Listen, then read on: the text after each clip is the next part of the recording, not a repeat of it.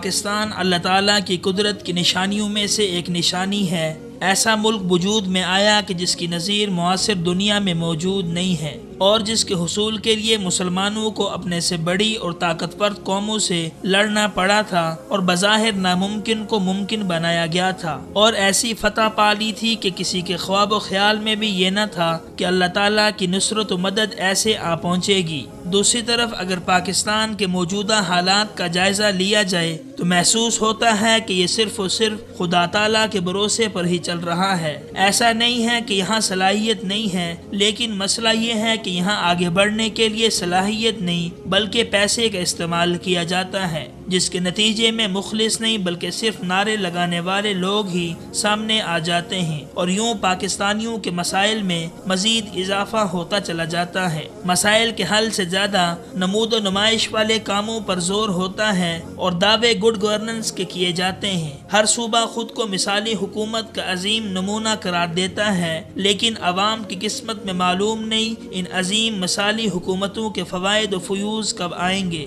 یوں تو پاکستان کے ہر حصے میں دہشت گرد جب چاہتے ہیں اپنا مشن آگے بڑھا دیتے ہیں، لیکن ساتھ ہی لا اینڈ آرڈر کے قوانین سے بھی جو چاہے کھیل لیتا ہے، اور قانون شکن عناصر بڑی آسانی سے حکومت اور اس کے اداروں کی دسترس سے باہر نکل جاتے ہیں۔ دیکھا جائے تو ان دنوں پنجاب جس طرح مجرموں کی زد میں ہے، اس نے صوبے میں عظیم ترین حکومت اور انتظامی کارکردگی کا پول کھول دیا ہے۔ چوری، ڈکیتی، قتل اور ایسے ہی دوسرے جرائم کھلے عام ہو رہے ہیں، لیکن حکومت کا اس طرف دھیان ہی نہیں ہے، بلکہ وہ اپنی توانائیاں ان منصوبوں پر خرچ کر رہی ہے جو اگر بنیادی ضرورتیں پورا کرنے کے بعد شروع کیے جاتے تو قابل تحسین سمجھے جاتے۔ یہاں تک کہ حکومت اپنے نوجوان ڈاکٹروں کے مسائل ہی حل کر لے، اپنے ہسپتال درست کر لے تو کتنا اچھا ہو، مگر یہاں 500 اسکول اب بھی ناجائز قبضے میں ہیں، جبکہ دیکھا جائے تو دوسرے صوبوں کا حال بھی اچھا نہیں ہے۔ کراچی سمیت سندھ بھر میں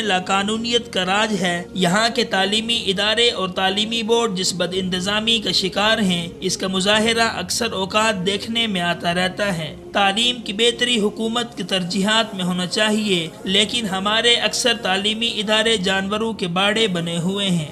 اگر بلوچستان کی صورتحال کا جائزہ لیں تو 70 سال سے محرومیوں کا رونا رونے والے صوبائی حکمران اور رؤساء عوام کے لیے ذرا بھی متردد نہیں ہوتے، لیکن عوام کے نام پر سیاست کرنے کا فائدہ ضرور اٹھا لیتے ہیں۔ جبکہ خیبر پختونخوا میں بھی حالات عوام دوست نہیں ہیں، یہاں بھی ترجیحات میں عوام کا نمبر بعد میں آتا ہے۔ ہماری حکومتوں کی ترقی کا مرکز شہر ہی ہوتے تھے، جہاں پہلے سے مجبوری کے تحت کچھ نہ کچھ کام ہو چکا ہوتا ہے، لہٰذا نام کمانا آسان ہو جاتا ہے، اور چھوٹے شہروں کے عوام ہسپتالوں، سڑکوں، اچھے اسکولوں، کالجوں سے محروم ہی رہتے ہیں، اور حکمران اپنی کامیابیوں کا ڈھنڈورا پیٹتے رہتے ہیں۔ یہ معاملات تو اپنی جگہ ہمارے اہم ادارے ہی بغیر سربراہوں کے کام کر رہے ہیں۔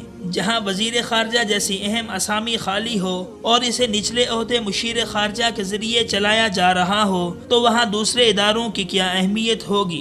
جبکہ اقوام متحدہ کے ادارے یونیسکو نے اپنی ایک رپورٹ میں کہا کہ پاکستان میں 900 سے زیادہ حکومتی ادارے بغیر سربراہ کے کام کر رہے ہیں، اور بغیر سربراہ کے چلنے والے اداروں کی کارکردگی کے بارے میں اندازہ لگانا مشکل نہیں ہے۔ اسی طرح صحت عامہ کی سہولیات کے بارے میں رپورٹس بھی ہولناک ہیں۔ ہم دنیا کے 188 ممالک میں سے 149ویں نمبر پر ہیں۔ ہماری 60% آبادی خوراک کا وہ معیار قائم نہیں رکھ سکتی جو ایک صحت مند انسان کے لیے ضروری ہے، لیکن افسوس کہ حکومت کی توجہ دوسرے منصوبوں کی طرف زیادہ ہے، ان منصوبوں کی طرف کہ جن میں گہرائی کم ہے اور چمک دمک زیادہ ہے۔ ان منصوبوں کی اہمیت سے بھی انکار نہیں، لیکن مسئلہ صرف یہ ہے کہ پہلے ترجیحات متعین ہونا چاہیے۔ یونیسکو کی رپورٹ کے مطابق پاکستان میں عملی جمہوریت ہونا چاہیے۔ کہنے کو تو حکومت جمہوری ہے، لیکن یہ جمہوریت سیاسی بساط کی حد تک ہی ہے۔ جہاں تک عوام کو اس کے ثمرات اور آسانیاں پہنچانے کا سوال ہے تو اس کا جواب نفی میں ہے۔ لہٰذا ضرورت اس امر کی ہے کہ حکومت کو عوام اور اہل دانش کی فہم سے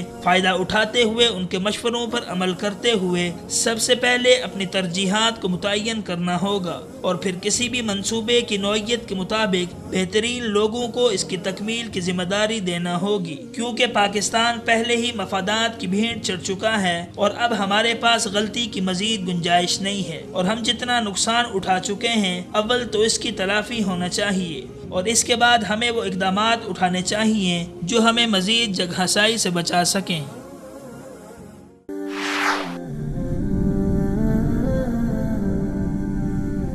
وصال اردو، حق کا راہی